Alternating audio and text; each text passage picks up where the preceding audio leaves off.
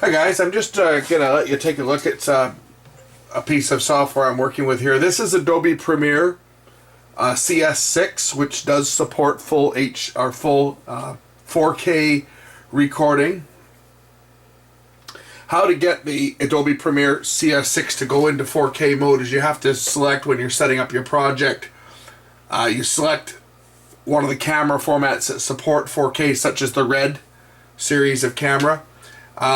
I'll show you how I've done that. I'm going to save my workspace here, and I'll show you how it's done. So if I go and create a new project, and then we can come back to working on this one. If I create a new project, I'll just call it test, because we're going to delete it after. And then I go in and I pick my presets, and I'm picking the Red R3D. So we open up the Red R3D and we scroll down to where it says HD 4K, and we can pick one 4K HD 16:9 29.97, and that's because that's what frame rate my camera was shooting at. Obviously if I was shooting at 24 frames, I would select the 24 frame option. So we click OK, it brings up our workspace. The first thing we do is we need to get our projects in, and you do that by just going to the media browser. It's no different than any other version of Premiere. Tag your files, drag your files over. You can navigate to where your files are, drag your files over, and just pull them up to your project. Where it says project here, and drop it in, and that'll drop your file in. So if I go to media browser and I click on a file, and I want to drag it over, if I click on, say, a few files, and I want to drag them over, I just click the files, pull them up to project test, drop them here, and it'll import the files. Simple as that. Then it's just a matter of dragging them into the timeline. When you drag your first file in, if your files are numerically numbered, you drag them in, it'll drag all of your files into your timeline just like that. I'm going to go back to the project that I was working on, because I've already started working on this project.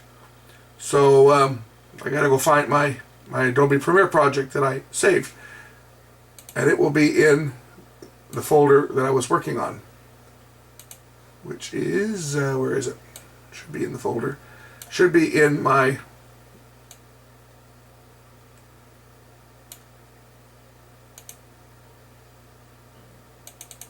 Adobe CS6 folder. That's where I saved it. It's called Winter Scenery. I open it. It's going to pull. I don't want to do that one. I'll get rid of that project. It's going to bring me back where I was. So now we're back to where I just showed you how to get to that point. I've pulled all my clips in, and I'm going to continue editing. So basically I've got a title here. I'll show you how to bring up titles. They're very simple to do. You click on your title maker, which is just click File, New, Title, and then it will create a title. It'll create a blank title, which you can then open, which I've already done here. So I'll open my title up. It lets me create my title. I save it. I drag it in from here, pull it over to the timeline. Comes up just like that. I can then preview it. If I want to center it, I can just click on it, and it'll allow me to actually move the title around, so I can center it. So I don't have to worry about it being, when I create the file, if you notice here, it's not centered, but I can move that around after the fact, which is one of the nice things about Premiere, is it gives you that flexibility. That's putting a title on, and anybody who's worked in Premiere before, it works exactly the same. This is just the newer version of it. So I'm going through and I'm just making some cuts here, and you know, I'm laying down my bass tracks for a little project that I'm working on here, just showing some scenery. I'm going to do a video of different winter scenes and spring and summer and stuff of the Vancouver and surrounding areas. And we'll put some of these up on YouTube when they're done. I'm just kind of playing around. I haven't finished my shooting for this video yet. I'll probably post this preliminary test video. I'll post it first to see how it looks. I've only got, so far, I've got basically, I think I've done 4 or 5 locations so far, just around South Delta and Richmond, Steveston area.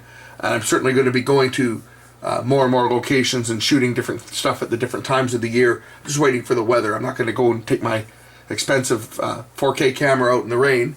So I'm just waiting for the weather to cooperate a bit, and when I have a nice day on a day off, I'll be shooting some more video. Anyway, I'm putting this together now, so I figured I'd show you guys how it's done and show you how I'm editing this in real time.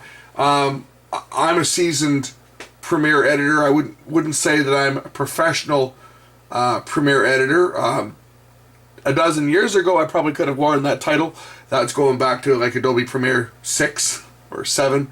That was before Premiere Pro, when I used to use Premiere exclusively and do multi-camera shoots with it. I'm basically out of practice, so I'm relearning this, but it's coming back very quickly because Premiere is just, everything carries through from one generation to the next, and they're all very similar. So I'm going through my video and I decide I'm looking at my, for example, and this is nice because it previews in real time. I've done another video, and I'll show it to you guys when I get around to putting it together. I did one on Pinnacle Studio 18, and I actually kind of like Studio 18, but Studio 18 is so lame. It is so bad. It just doesn't render out in real time. You don't get this nice, see what it's going to look like prior to rendering it out, and it's just, it's slow. So here I can decide, okay, I've looked at my shot here, I can go backwards and forwards by using the J and the K and the L key, J to reverse, K to stop, L to go forward. So I can reverse, play my file forward, decide, okay, I'm going to hold here, and now I'm going to cut to the next shot. So I stop it. I select the C key, which brings up my razor. You can see my razor here. I decide where I'm going to cut it. I'm going to cut it right here. And I can just take a look at the rest of this file. If I drag through a timeline, okay, I want to get rid of all that. I want to go to my next shot, which is this shot here. But I want to take a look at where I'm going to go to it, because I saw a little bit of a... I'm going to cut into it just before I start the zoom. And I'm going to do a dissolve into it as well. So back up a bit here. There was a bit of camera movement there before I was ready to go, so I want to try and get that out. So I'm going to cut it. I'm going to cut that piece out there too. So I'm going to go down, I'm going to cut again. Now I'm going to right click on the clip. I'm going to select ripple delete, which will take out that whole clip, and and same with this one. I'm going to ripple delete this one. Now I've just shortened my entire timeline. Everything's come down. So now my shot, if I look at it, looks like, if I play it back, in fact, if I go back a little further so I can see the dissolve. There's my dissolve. I'm looking at it. It's going to be a cut because I haven't put my effect on yet. And now I'm going to do my dissolve to that. So I'm going to go over to my effects. I'm going to select my video transitions. I'm going to go down and select dissolve and open that up. And I'm going to do a cross dissolve because we have different types of dissolves here. So I'm going to do a cross dissolve. So I pick cross dissolve. I just drag it over, drop it on the cut point. It's done. Let's take a look at it. Go back to it. I can play it back. And there's my shot that I just edited. That is the strength to Premiere. This is a 64-bit program running on a 64-bit computer. Now I'm getting a bit of lens flare there, but that's okay. I think I'm going to probably get out of that shot before I get the lens flare. Let's take a look at my shot here. It's a little too long anyway, so I'm going to get out of that shot. So I'm just going to hit my J to back up.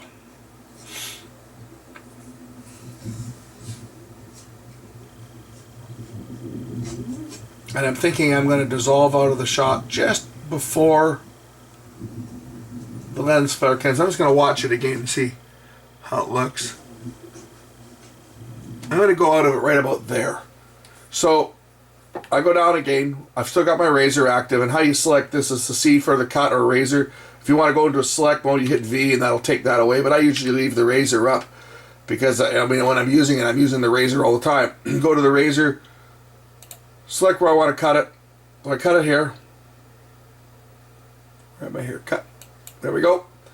On ripple delete that, I right click, ripple delete. That gets my next shot ready, and I'll go drag my cross dissolve up there as well. And now I can go back and I can play this back, and there we go. And now that's our next shot. I'm going to try and keep a still shot here, and I'm going to get out of it before it stays on too long, because obviously these type of shots, 5 seconds is generally, if you're doing scenery, 5 seconds is probably more than enough. So we'll cut this shot here, and we'll take a look at what's further up that shot, because there may be some other stuff on this shot that I want to use, like after the camera started to move. And now we started our slow pan. So I'm going to cut it again here. I'm going to remove that little piece from the middle, and I'm going to go and I'm going to do a dissolve to there. So now we're now on the same clip, but we're going to go from our static shot to our slow pan of these $1 million beach houses on these people's private exclusive beach. Yes, I had to go down about 100 steps to get there, but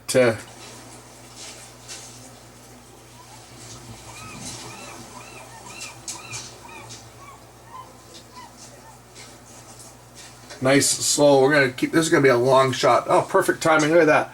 That airplane taking off from the airport. Vancouver Airport's over here somewhere. Right? Ah, what a beautiful shot. I'm going to follow this shot for a while, just because I've got an airplane and I've got mountains, and we'll stay on this shot here for a while, and then I think I'm going to let the plane go out of frame, and I'm going to cut away from it just before the plane goes out of frame. So we'll cut away from it here. That's probably on the long side, but we'll take that shot out there. I'm just going to look. I did follow the plane for a while, but I'm going to get rid of it at that point. And we'll see what the next shot looks like. Interesting. We'll do a ripple delete. I'm not going to do a dissolve this time. I'm just going to let it cut. So we're going to cut over to a shot of a rock for a few seconds. I don't remember whether I did a zoom on this or not, so I'm just going to look at it, let it play, and see what I did. And it looks like I just took a long shot of a rock, so good. We don't need a 30-second shot of a rock. 1, 2, 3, cut. We'll take out the rest of that, and we'll take a look at what our next shot looks like.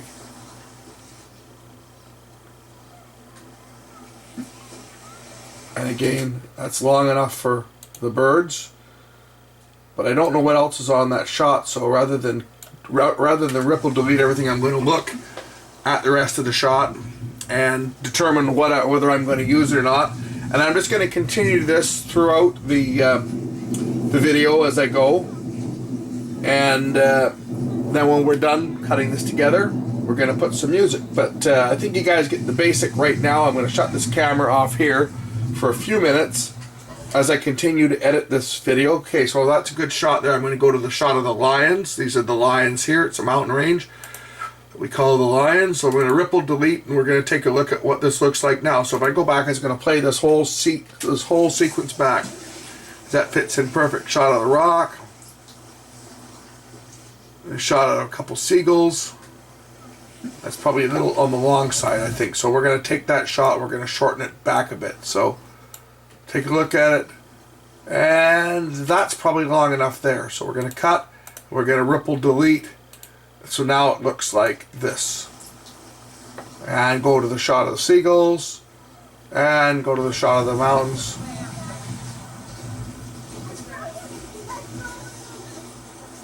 I might want to trim that back a bit so that it's going to cut in just as the zoom starts. So the zoom is going to start right about there. So we'll take that out.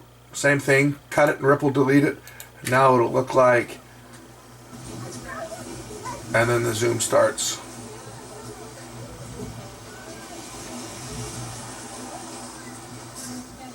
And then this shot I'm going to dissolve over. So I'm going to stop it about here. And then we're going to dissolve over. You get the idea of what I'm doing here. So I'm going to pick this video up again in a few minutes. I'm going to put some of this together, and I'm going to pick this up when I start doing some more titling, and when we get some music to go on here, and then we can render this out. We'll render it out at 4K and upload it to YouTube and see how it looks. Something else I'm just going to touch on here, sorry for the bad pun, in your audio mixer. many of you may not know how the audio mixing works on Premiere, but you can of course set your levels, right? You can set your levels up and set your levels down. You can also set it so that it tracks. If you put it into what's called touch mode, so while you're playing your sound back, you can actually run the mixer. If I take the mixer down to nothing and bring it all the way up, take it down, take it back up like that, you'll see what happens when I play it back. Watch this. I'm not touching anything now, but the slider will move. See that? So it's really powerful that you don't have that flexibility when you're dealing with a $60 or an $80 or $100 program, and that is why something like this costs what it costs. I'm not going to say how much I paid for the program, but let's just put it this way: it was a substantial amount that I was able to get this one for. But I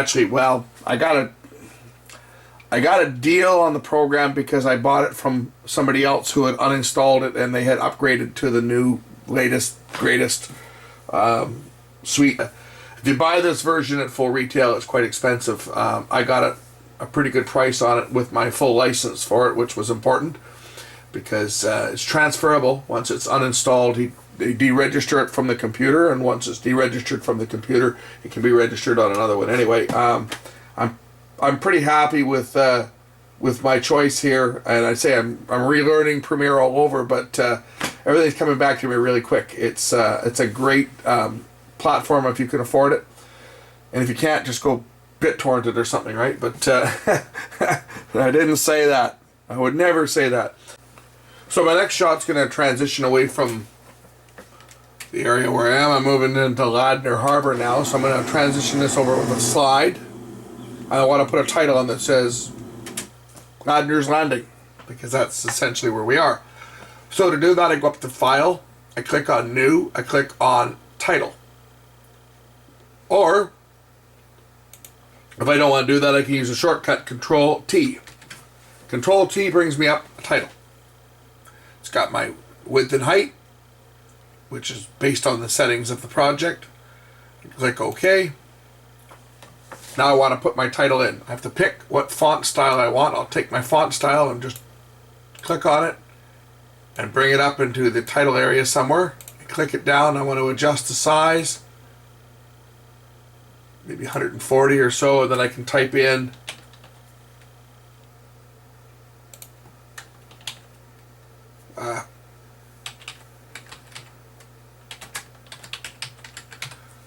too small, so we can highlight it, but we can fix that.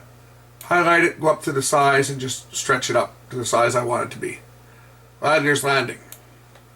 Good enough. It's not where I want it to be, but that doesn't matter. Close it down.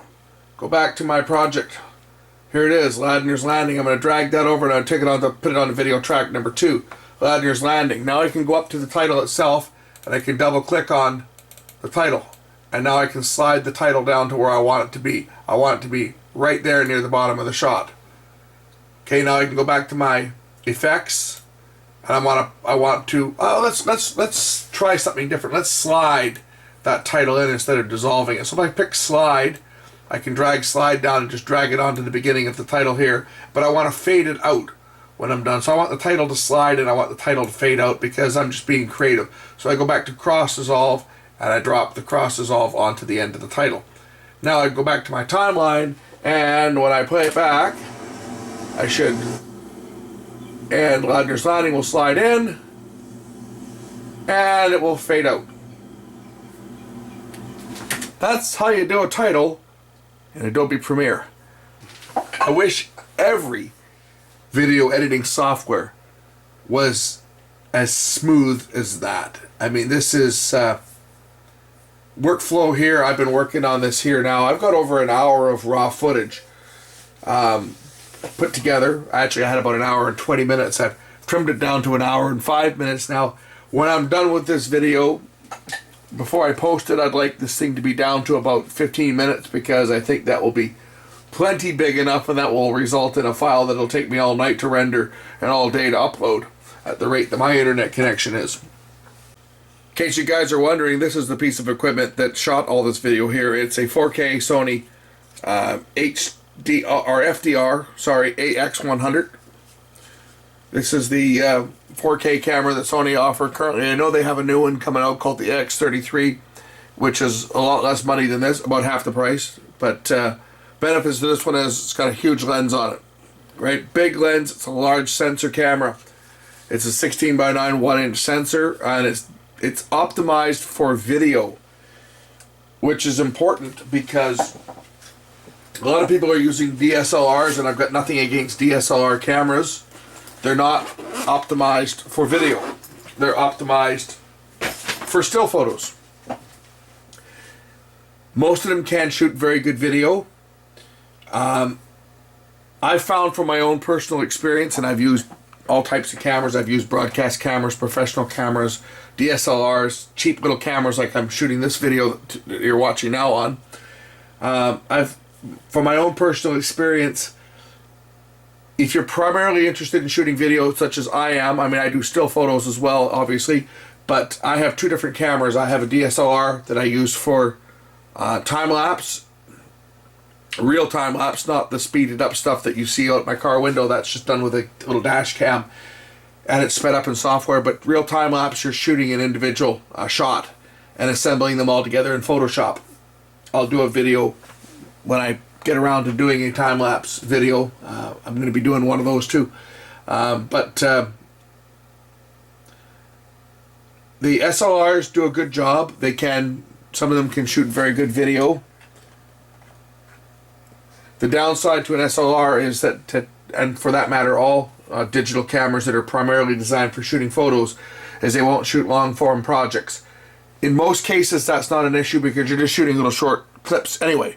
So for most people, whether the camera can shoot more than 30 minutes at a time or not is not an issue, except for if you have to shoot a long-form production, such as if you're shooting somebody's wedding or you're shooting a concert or something that you can't have the file interrupted at 30 minutes or less. Then you need a real video camera. Another strength to a video camera such as the one that I just showed you is that the files are continuous.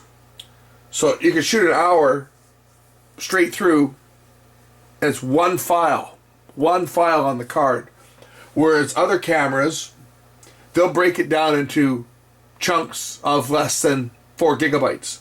So typically about 15 minutes, then you've got to edit. You got to resynchronize, you got to splice everything. And sometimes there's a couple frames lost at that transition point where they cut from one frame to another. So that's another strength, another one that's a one-up for video cameras. So if you're looking for a good camera that you're primarily looking to shoot video on, get a real video camera. Don't try and do it with an SLR. SLRs, they have their place.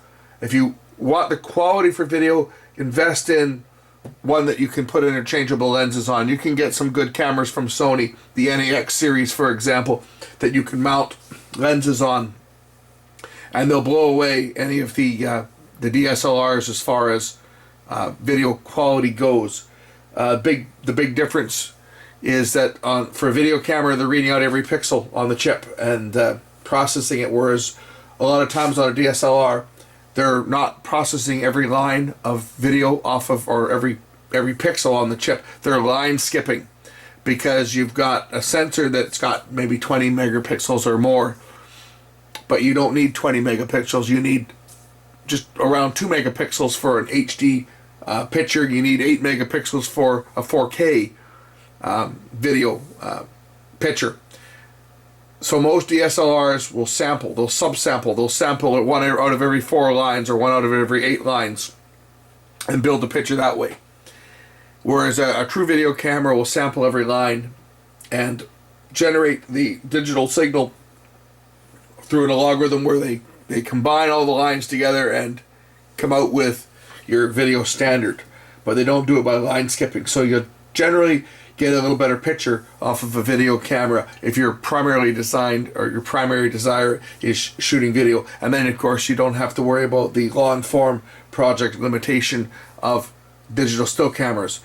Digital still cameras are great if you're in a pinch and you want to shoot some quick video, and Certainly there has been some major productions that have been done with Canon, Nikon, and Sony digital still cameras. I'm not saying you can't do it. You certainly can. You don't have the flexibility that you do with a video camera. And some of the other downsides to shooting video on an SLR is most of them, some of them will autofocus, most of them will not once you go into video recording mode. So then you're trying to focus manually, generally looking at a 3-inch LCD screen on the back of the camera. Not the easiest thing to focus, especially when you're dealing with a large aperture lens with a very shallow depth of field. Almost impossible to do and get right on the fly. Show you how to time lapse now or change speed in Premiere. You select your normally it's opacity. You select motion or opacity, time remapping, speed. Then you can grab your little timeline here and you can change your speed up and down. Right down from 1% all the way up to 942%. That will change the speed of your video. It will not do anything for your sound. Your sound remains the same speed. You would have to do, I believe the sound you got to do the same, but anyway, our sound remains the same. I'm going to cut at the last frame. I'm going to go down here. I'm going to select the timeline. I'm going to cut the sound, and I'm going to ripple delete the sound there. That'll bring my other clip back, and the rest of them. Same on this one. I'm going to remap the speed on this one, so time mapping, because I want to time lapse and speed it all the way up to 943%. I want to time lapse the sunset. So then I got to do the same on here on the sound. Go to the last frame. Cut the soundtrack there. And I should be able to hit ripple delete. And that'll bring the next shot back. So once this is rendered, well, it'll play it back, it'll preview it for me. So if I want to look at what my sunset's going to look like once I've run it at 900%, this is roughly what my sunset is going to look like when it's rendered out. But you hear the sound remains the same. I haven't changed the pitch of the sound. I've still got the same sound that I had, and I'm going to keep my background sound. I'm just going to lower it down. I'm going to bring the levels down because I'm going to put music on here. But there we go. Now we've just done a quick and dirty time lapse by speeding up the video on our Adobe Premiere. It's just that simple.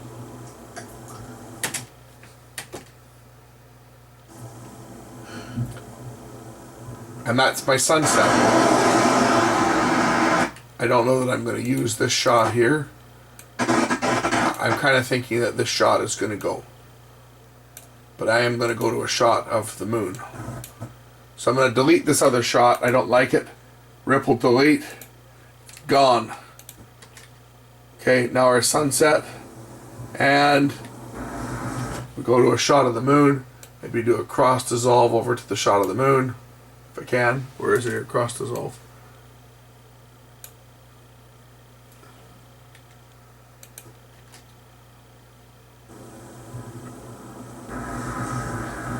I was going to let me do that or not.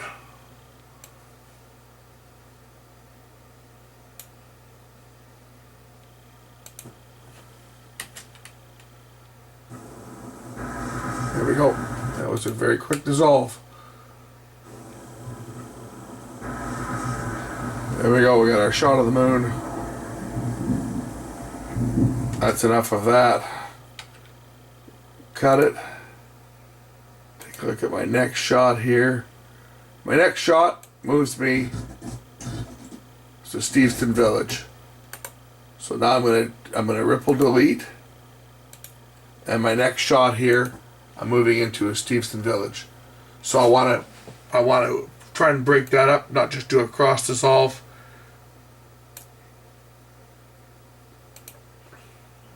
Maybe I'll pick cross stretch this time. And that'll be my transition to go to Steveston Village. And again, we'll do our title, Control T, and then we can set up, click our title style, Steveston Village.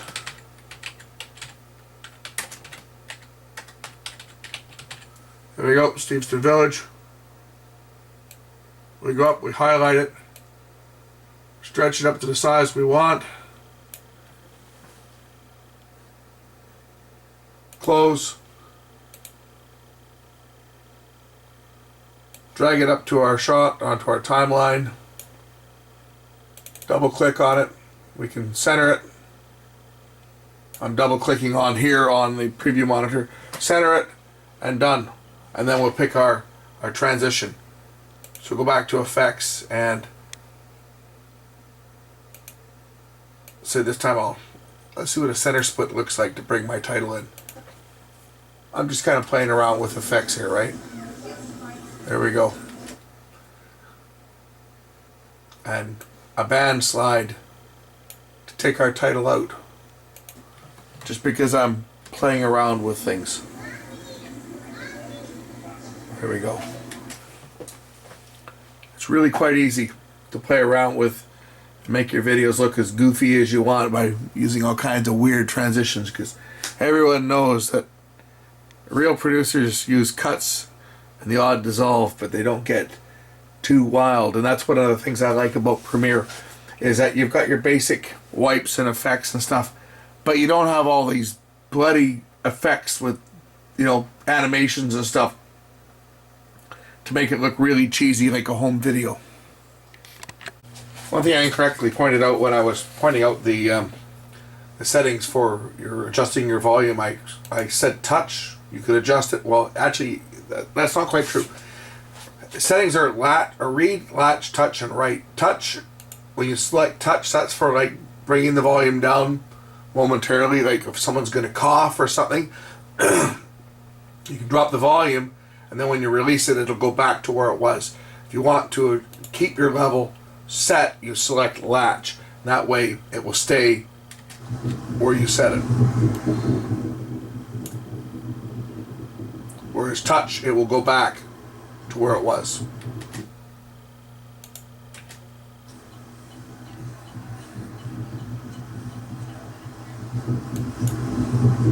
You see?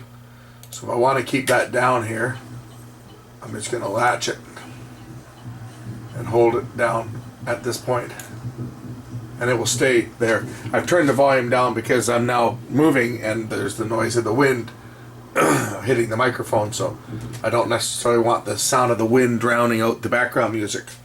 And then when the car stops and I go to my next static shot, I'll bring the volume back up so that the background sound with all the seagulls and stuff you'll be able to hear it. Okay, now that we've finished putting the project together and I've got all my shots, my total running time is going to be about 25 minutes, a few seconds over. Now I need to add some background music, and how we do that is we go back to the media browser and we can open up folders, and I'm going to open up navigate over to my royalty-free music folder, which I've already actually opened up here.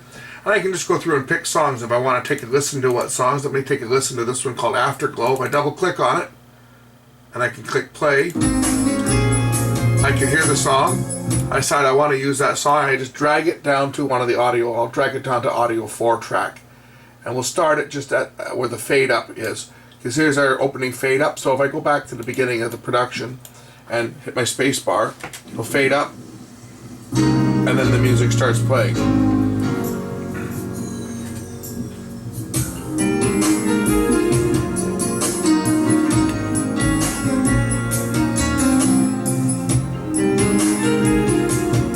If I want to bring my audio up a bit because I want to hear the seagulls in the background, I can hear them, but they're not loud enough because the music is pretty loud. So I can go back here and just I can crank up my background sound here.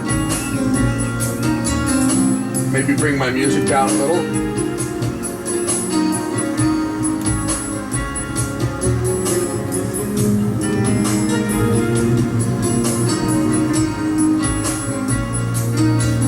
And then it will play my effect.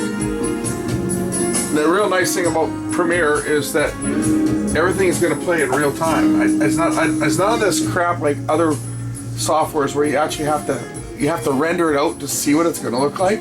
That's the beauty of Premiere over the other garbage that's on the market, is that you can real-time effect preview, and you know, they say time is money, right? You got to sit around and wait for every stinking transition to build. That takes a lot of time, especially if you're being paid for a job. This way here, you can just blast through these edits. I've put this whole production together in a couple of hours. And now we're just going to put some music on it. I'm going to render this out, and we're going to upload this up to YouTube. This production will be up probably before this video that I'm showing you on how to do it. But make no mistake, there's professional software and there's a toy. And if you're serious about making video, then this is the way to do it. It's gives you a lot more flexibility. This is what Hollywood directors use to make movies with. You know, Premiere is one of the platforms. You'll hear people talk about Final Cut Pro and stuff for Mac, and I've never used a Mac. I've never used Final Cut Pro, but Adobe Premiere is available for the Mac platform as well, and it is one of the big boys as far as editing. For years there, people thought it was a joke, but it's actually very good software, and this is the best one I've used. So as you can see, as I continue this, I'm writing the levels for the sound for the various scenes. So I want to bring the background sound up as I'm playing it. I'll ride my levels up so that I have background sound.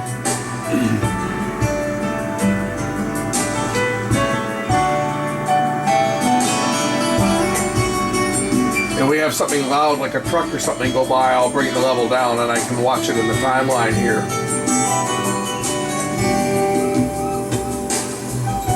Once I get the music mixed in, then we'll go into the rendering stage and I'll show you how to do that.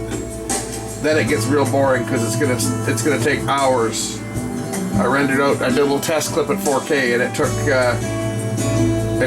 took 20 minutes or so to do a 5-minute video. So see, we got really loud here. So before it comes up to this point here, I'm going to bring the level down. So I'm going to bring my sound down so that. So there's my music that's fading. I'm going to go grab another track here. So I'll go back to my media browser, and I have to find another song. And we're just going to preview some stuff here and see what I like.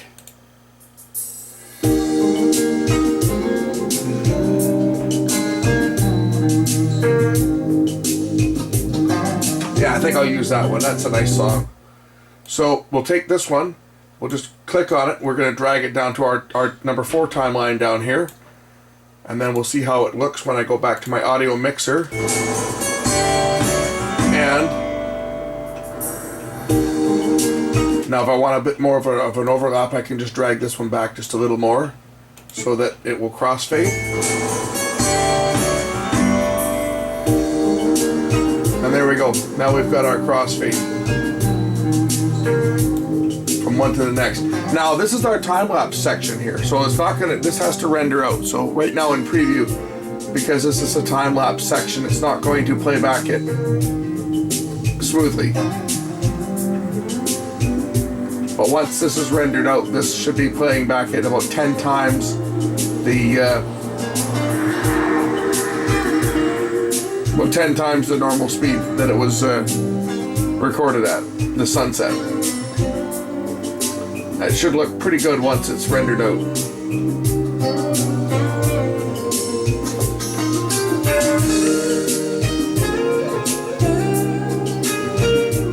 So as you can see at last, I've just about finished the video. We've got our final song, and I've got my copyright crawl that's going to show up here, or a roll I should say. So this is it here, and then there's my copyright crawl that goes up. We're going to fade to black, and then we're going to render this video out. Hopefully if all things go correctly as they should, this thing should start rendering, and it should take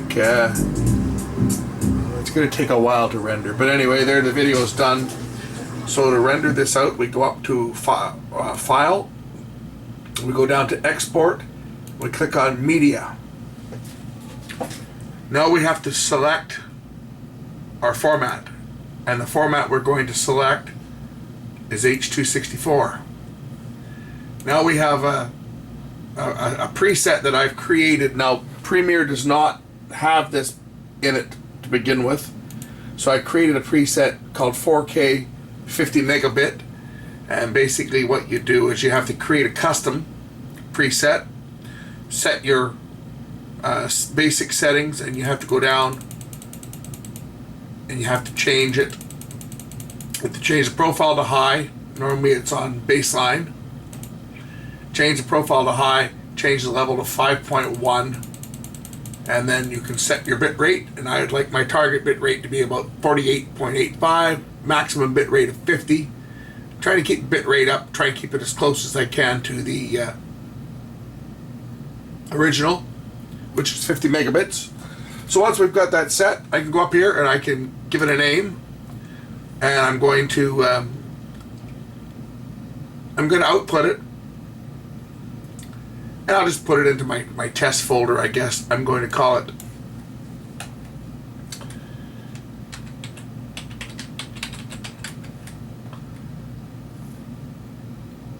I'll call it, let's see here, winter visuals. No, gotta have a catchy name here. Let's see here. How about South Delta?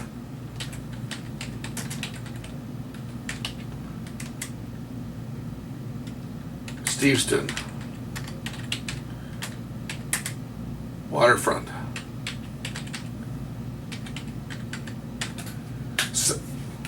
It'd help if I could spell South Delta. South Delta, Steveston, Waterfront. Save. If all goes right,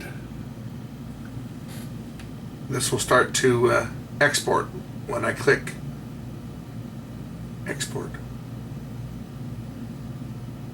This is the name it's going to call it, full 4K output, and I should click here.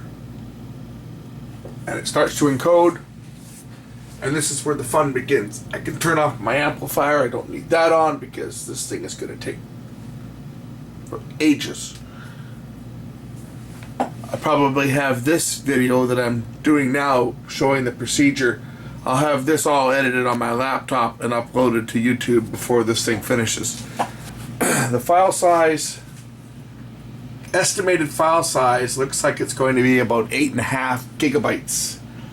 It's got my size here.